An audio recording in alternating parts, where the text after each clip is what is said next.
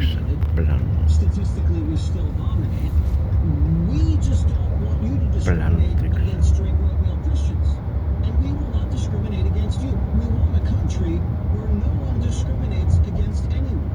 That's what MLK said. Content, your character, not color of your skin. We want merit. We want the country to be like a professional sports team.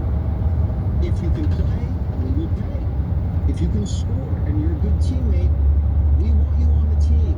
No excuses, no handouts. It's all about that Plano performance. 6. And what happens, men are so simple.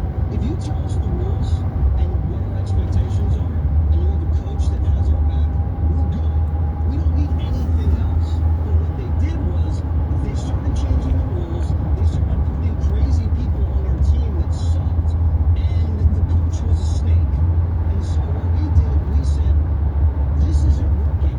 And then we tried to tell them that, and then they called us stupid. So we said, okay, the country fell apart. We went over here to podcasts and social media and did our own thing.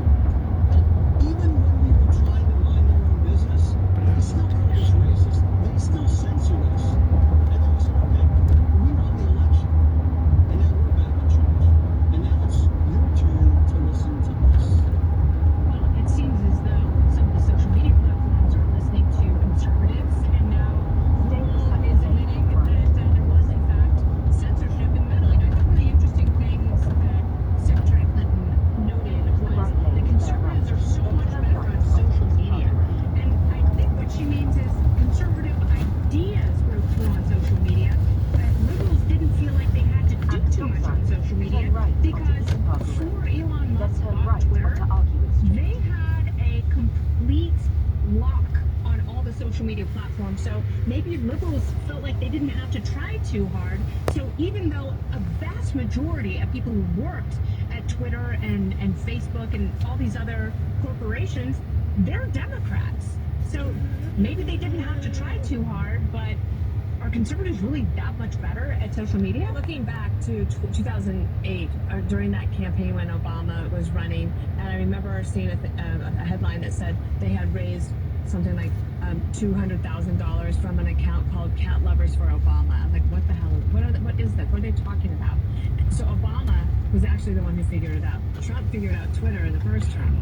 Then what happened was let 1,000 flowers bloom when it came to conservative podcasting because they were shut out of every other media.